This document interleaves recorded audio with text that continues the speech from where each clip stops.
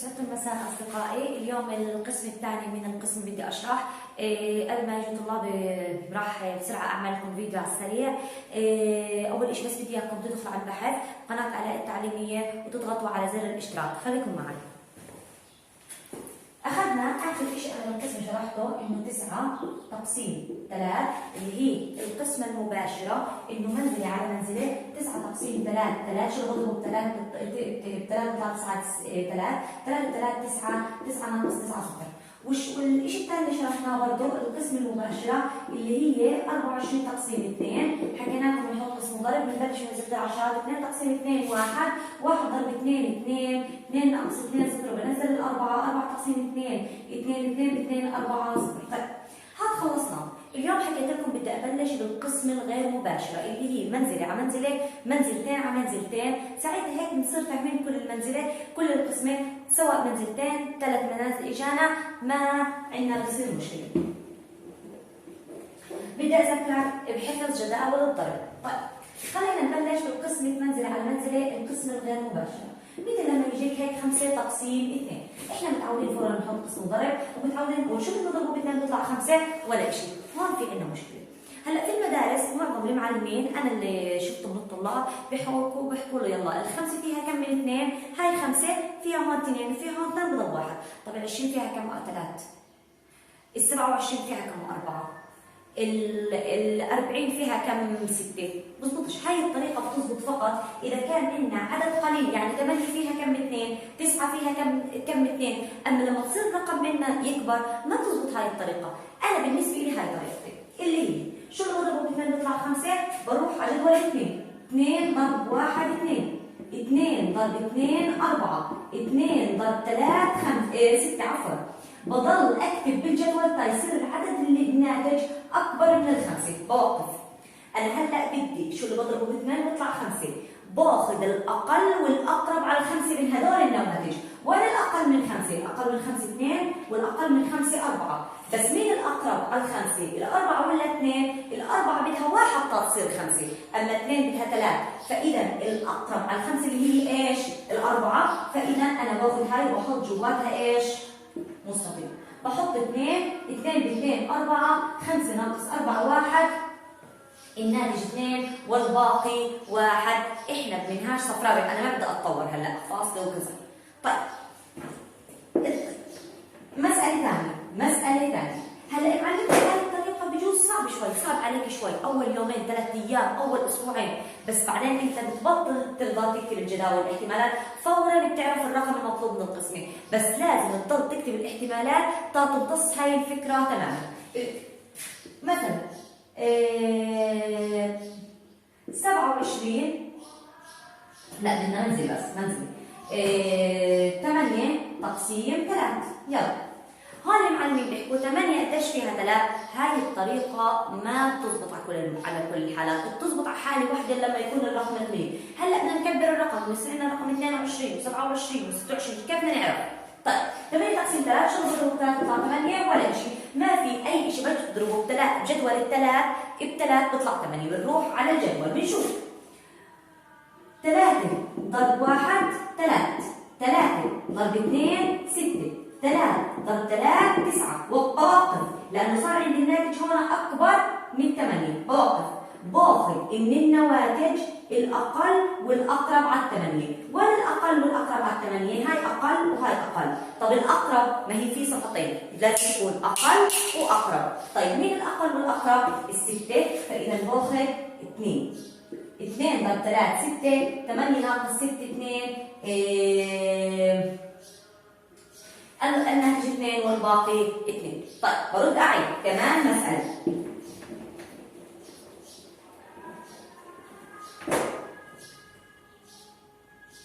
7 تقسيم 5 شو اللي بضربه ب5 بيطلع 7 ولا شيء. بروح على الاحتمالات 5 ضرب 1 5. شوفوا أنا بروح على جدول الخمسة بس انتبهوا إني أنا ما قلت 1 ضرب 5 أنا بقول 5 ضرب 1 5 ضرب 2 10. بوقف الناتج هاد طلع صار إيش؟ أكبر من 7 صح؟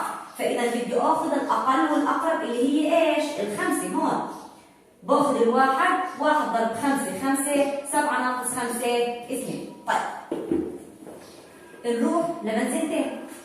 طيب لمنزلتين انه عندنا مثلا 22 تقسيم 4. مثل ما تعلمنا 2 تقسيم 4 لا يجوز، 2 كاثنين قلمين تقسيمهم على 4 اشخاص لا يجوز. بتروح بتستعين في المنزلة الآحاد، بصير عندنا ايش؟ 22 كلياتها بدنا نقسمها. 22 تقسيم 4، شو اللي بضربه ب4 بيطلع 22؟ ما في ولا رقم بضربه ب4 بيطلع 22. بنروح على الاحتمالات، اول ما يكون يجي عندنا بالنا انه ما في رقم بضربه ب4 بيطلع 22 بروح على الاحتمالات. 4 ضرب 1 4 وليس 1 ضرب 4. 4 ضرب 2 8. 4 ضرب 3 12. بكمل تيصير هون الناتج اكبر من 22.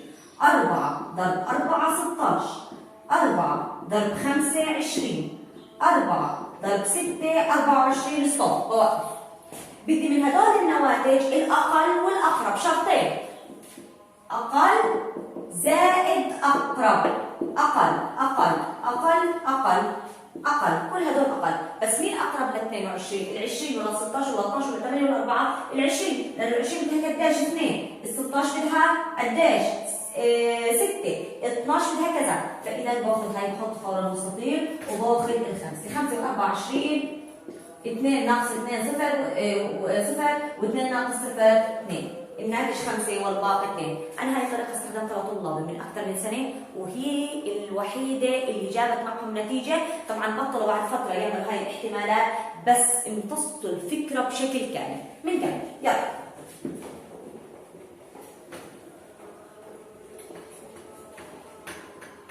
عندنا 27 مثلا تقسيم 6.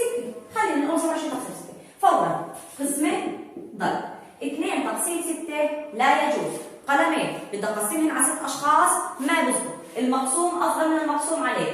بدها تاخذ مع حل احد، بصير عندنا الرقم كلياته ما بدي اخربش عليه، خليكم مركزين. 27 ايش اللي بضربه ب 6 بيطلع 27؟ 6. ما في ولا رقم، فورا احتمالات. 6 ضرب 1 6. 6 ضرب 1 6 ضرب 2 12. 6 ضرب 3 18. 6 ضرب 4 24. 6 ضرب 5 30. بوقف. صار عندي هون الناتج اكثر من 27. الاقل والاقرب من النواتج على 27 هدول بدور هدول الاقل والاقرب على 27 اللي هي ال 24. اقل شيء واقرب شيء بحط مستطيل فورا وباخذ الاربعه. 4 ب 6 24. 7 ناقص 4 3 و2 ناقص 2 0. نرجع ناخذ كمان مثال. يلا جيب ورقه وقلم وبلش حاول نحل معي. طبعا هاي الفكره بجوز بدها اسبوع ونص ما تمتصها، بس اذا امتصيتها ولا كل الدنيا بتخليك تنسى القسمه، خلص تنهي موضوع القسمه من حياتك بحالة. عندنا 48 تقسيم خلينا نقول 7. ايش؟ يلا تقسيم فورا ضرب. 4 تقسيم 7 لا يجوز. 4 اقلام تقسيم 7 اشخاص لا يجوز. بتاخذ مع حل احد، بصير الرقم كلياته قديش؟ 48. شو اللي بضربه ب 7 بيطلع 48؟ ما فيش رقم، فورا على الاحتمالات. 7 ضرب 1 7.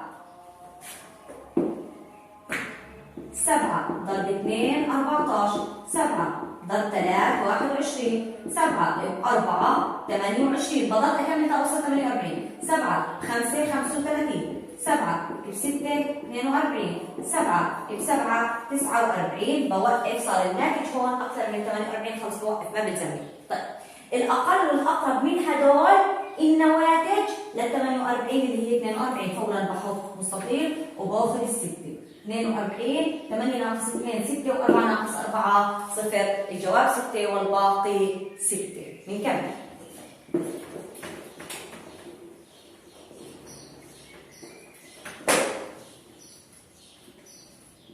58 تقسيم 9. يلا 5 تقسيم 9 لا يجوز. لا يجوز. طيب 58 تقسيم 9 شو اللي بضرب 9 وطلع 58؟ ما في ولا رقم، بروح على الاحتمالات. 9 ضرب 1 9. 9 ب2 18. 9 ب3 27. 9 ب4 36. بكمل انا بعدني لما اوصل لاصير اكثر من 58. 9 ب5 45. 9 ب6 3 54 عفوا. و9 ب7 63. خلصت. صار هاف اكبر من هاف، خلص وقفنا بالجنب. مين الاقرب على 58 من هدول؟ ال 54 اقرب شيء، فورا بحط مستطيل وباخذ السته. 54 8 ناقص 4 5 و5 ناقص 5 0. الناتج 6 والباقي 5. طالب اللي انا قاعد بدرسك، اوعك مثلا تجيب والله ورقه الضرب وتحكي بدل ما انا اعمل اكتب هيك الجداول برجع على جدول الضرب. لا، انت لما بدك تتعلم القسمه جدول الضرب بده يكون بس هون محفور. هاي اولا.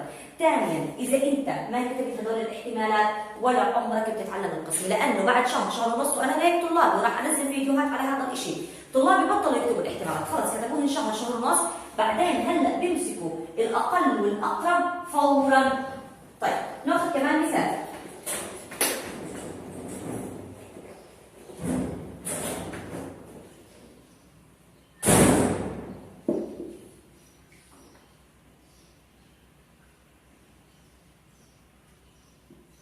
يلا 6 تقسيم 7 لا يجوز. 60 تقسيم 7 ما في شيء، بضربه ب7 بيطلع 60. بروح على الاحتمالات فورا. 7 ضرب 1 7. 7 ضرب 2 14. 7 ب3 21. 7 ب4 28. 7 ب5 35. 7 ب6 42. 7 ب7 49. بعدين مش واصل. 7 ب8 56. و7 ب9 63. هون ال 63 صار اكثر من 60 بوقف. الاقل والاقرب فورا بتكون دائما اللي قبل اللي بوصل لها للاخر. قبل اللي بوصل لها للاخر باخذ ال8 56 بنقص 0 ناقص 6 لا يجوز. 5 10 4 0. طيب القسم الثاني من القسم انه عندنا مثلا 1 و16 تقسيم 16 تقسيم 2. الجميع عندي. اول شيء احنا اخذناه اول شيء بنبلش بالعشرات. العشرات 1 تقسيم 2 لا يجوز. بتاخذ المنزله اللي بجنبها اللي هي بتصير عندنا 16 كامله. شو اللي بضرب ب2 بيطلع 16 8 8 16. 6 ناقص 6 0. 1 ناقص 1 0. طيب كمان عندنا هيك مثلا 2 28 تقسيم 7. هاي الفكره الثالثه من القسم. نبدا من العشرات. 2 تقسيم 7 لا يجوز. بتاخذ منزله الاحاد معها بصير عندنا الرقم 28. 28 تقسيم 7 4. 4 و7 28 0 0. اللي وراه عندنا 29 تقسيم 6.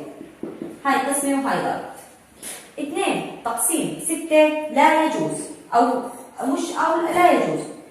بتاخذ الاربعه معها. 24 تقسيم 6 4. 4 6 24 0 0. وهيك بنكون انهينا الفكره الثالثه من القسمه المباشره. نطلع على القسمه الغير مباشره.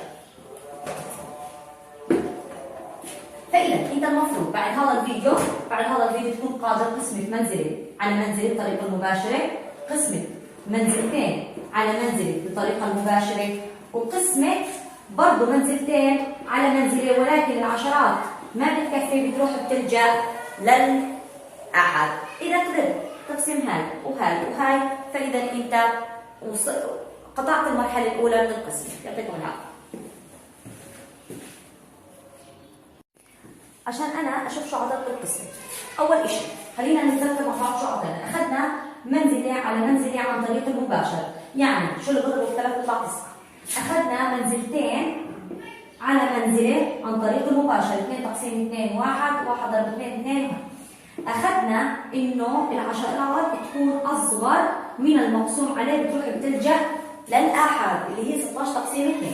طيب اخذنا الطريقه الغير مباشره اللي هي 8 تقسيم 3 واروح على الاحتمالات.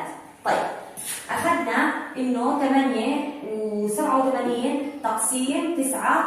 ما في شيء بضرب ب 9 بيطلع 87. بروح على الاحتمالات. انا بتوقع هذا اللي اخذناه. لثلاث منازل. يلا معنا. انتبهوا، الثلاث منازل مباشر برضه غير مباشر. خذوا هاي المسألة. 2 4 2 تقسيم 2. حكيت لكم أول شيء، أول قانون من قانون القسم، كل المسائل لازم تكون مشترك فيه أحط قسم وضرب. هاي أولا. ثانيا ببدأ من أعلى منزلة. إيش هي أعلى منزلة؟ عندنا مئات، آحاد، عشرات، مئات. أنا ببدأ أعد منازل من إيد اليمين. 2 تقسيم 2 1، 1 ضرب 2 2، 2 ناقص 2 0. بنزل الأربعة. كل منزلة بنزلها إلها الحق بالقسمة وبدها تنضرب وبدها تنطرح وبتنزل المسألة اللي وراها. 4 تقسيم 2 2 2 ب 2 4، 4 ناقص 4 0. بنزل 2 2 تقسيم 2 1، 1 ضرب 2 2 0. خلصنا. بعطي كمان مسألة. 5 5 تقسيم 5. 5 تقسيم 5 1. 1 ضرب 5 5. 5 ناقص 5 0. بنزل الخمسة. 5 على 5 1. 1 ضرب 5 5 0. بنزل الخمسة. 5 على 5 1 5 0. بعطي كمان مسألة. هاي 3 منازل على منزلة طريق المباشر. بالطريق المباشر يعني ما بروح على الاحتمالات، لا، إنه العدد شو اللي بضربه بالمقسوم عليه بيطلع هذا العدد فيه. طيب خذوا هاي المسألة مثلا. 8 81 9 تقسيم 9. 8 تقسيم 9 لا يجوز، بتلجأ للعشرات. 81 تقسيم 9، شو بضرب 9 بيطلع 81. 9 9 ضرب 9 81 0 0. بنزل التسعة. 9 تقسيم 9 1، 1 ضرب 9 0. طيب مسألة 2. 72 على 8 تقسيم 8. 7 تقسيم 8 لا يجوز، باخذ 72. 72 تقسيم 8 9.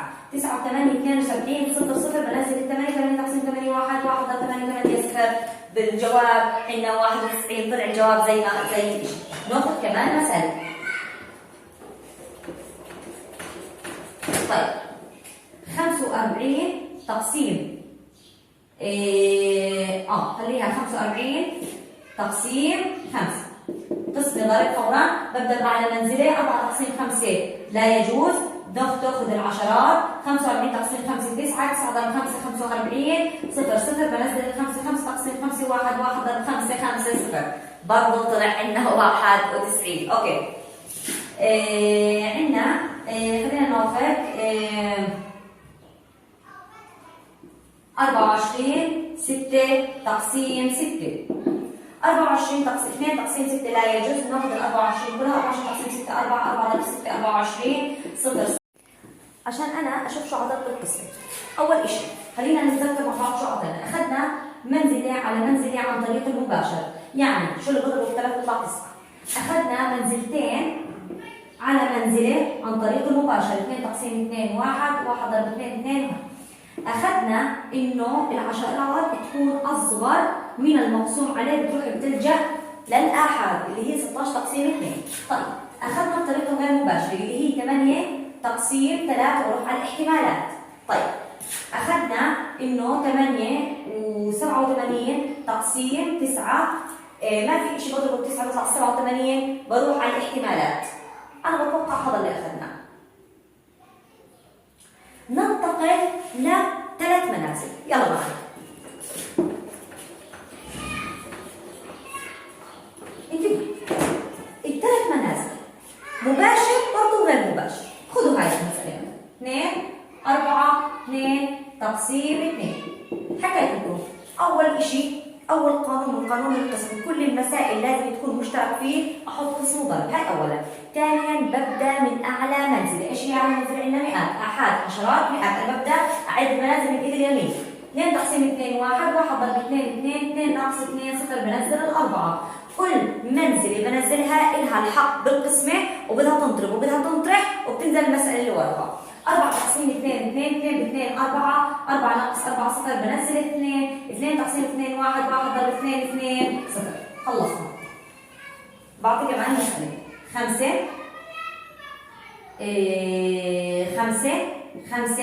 تقسيم 5. 5 تقسيم 5 1. 1 ضرب 5 5. 5 ناقص 5 0. بنزل الخمسة. 5 على 5 1. 1 ضرب 5 5 0. بنزل الخمسة. 5 على 5 1 5 0. بعطي كمان مسألة. هاي 3 منازل على منزله طريق المباشر، بالطريقة المباشرة يعني ما بروح على الاحتمالات، لا إنه العدد شو اللي بضربه بالمقسوم عليه بيطلع هذا العدد فيه. طيب خذوا هاي المسألة مثلا 81 9 تقسيم 9. 8 تقسيم 9 لا يجوز، بتلجأ للعشرات. 81 تقسيم 9 شو بضرب 9 بيطلع 81 9 9 ضرب 9 81 0 0 بنزل التسعة. 9 تقسيم 9 1 1 ضرب 9 0. طيب مسألة 2 72 على 8 تقسيم 8. 7 تقسيم 8 لا يجوز، باخذ 72 72 تقسيم 8 9 9 و 8 72 0 0 بنزل ال 8 8 تقسيم 8 1 1 ضرب 8 8 0. بالجواب عندنا 91 طلع الجواب زي شيء. ناخذ كمان مسألة. طيب 45 تقسيم خليها 45 تقسيم 5. قسمي ضرب فورا، ببدا على منزله 4 تقسيم 5 لا يجوز، تاخذ العشرات. 45 تقسيم 5 9 9 ضرب 5 45 0 0 بنزل ال 5 5 تقسيم 5 1 1 ضرب 5 5 0 برضه طلع عندنا 91. اوكي عندنا خلينا ناخذ 24 6 تقسيم 6. 24 تقسيم 2 تقسيم 6 لا يجوز، ناخذ ال 24 كلها. 24 تقسيم 6 4 4 ضرب 6 24 0 0 بنزل 6 6 تقسيم 6 1 1 ضرب 6 6 0 0. هاي الثلاث منازل على منزله طريق المباشر، يعني ما بروح بلجأ فيها للاحتمالات. نطلع المسألة 3 منازل على منزله ولكن فيها احتمالات. شو يعني؟ يعني فيها هون بيكون عندي 7 خلينا ناخذ 75 وعندنا 6 تقسيم 7. خلينا نعلي ال 7 تقسيم 7 1 1 ضرب 7 7 7 ناقص 7 0 بنزل. لا هاي بعد مش وصل معي، نشيل اللي بدي اياه. اوكي ناخذ 3 منازل على منزله بطريق غير مباشر. خليكم معي شوفوا مثلا عندنا 4 42 عندنا 7 تقسيم 8. لا 4 تقسيم 8 لا يجوز، تلجأ للعشرات. 42 تقسيم 8 شو اللي بضربه ب 8 بيطلع 42. لما ارجع اجرب ال 8 ما في شيء بضربه ب 8 بيطلع 42. ساعتها هون بدي اروح على الاحتمالات. طيب 42 تقسيم 8 8 ضرب 1 8 8 ضرب 2 16 8 ب 3 24 8 ب 4 32 8 ب 5 40 و8 ضرب 6 48 و8 ضرب 7 56. بوقف هون 48 بوقف هون لانه انا 48 عندي هون و42. باخذ ايش؟ ال 8 ضرب 5 5 ضرب 8 40 2 ناقص 0 2 و4 ناقص 0 4 بنزل السبعة. 27 تقسيم 8 شو اللي بضربه ب 8 بيطلع 27 ولا شيء. بروح على الاحتمالات 8 اللي بضربه ب 8 بيطلع 27 وين الاقل والاقرب لل 27 32 اكبر. فاذا هاي الاقل والاقرب. باخذ الثلاث 3 8 24 7 ناقص 4 3 2 ناقص 2 0 النتيجة 53 والباقي 3. طيب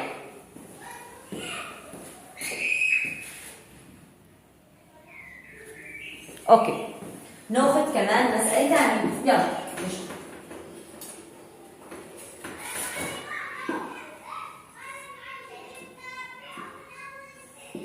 يلا على 7 6 تقسيم 7 لا يجوز، بتاخذ العشرات. 65 تقسيم 7 عشان بضربه ب 7 بيطلع 65. فورا انا لازم اصير اعرف 7 ضرب 1 7 لعند ما اوصل 7 ضرب 8 56 و7 ضرب 9 63. فاذا 7 ضرب 10 70 بوقف لانه صار عندي 70 اكثر من 65. ايش باخذ؟ ال7 ضرب 9 9 63 5 ناقص 3 2 و6 ناقص 6 0 بنزل ال 8 28 تقسيم 7 4 4 في 7 28 0 0 طبعا هون ما لجأناش للاحتمالات لانه في رقم مضروب بسرعه بيطلع لنا 28. حل على دفترك هاد وشوف انت بتقدر تحلها ولا لا. يلا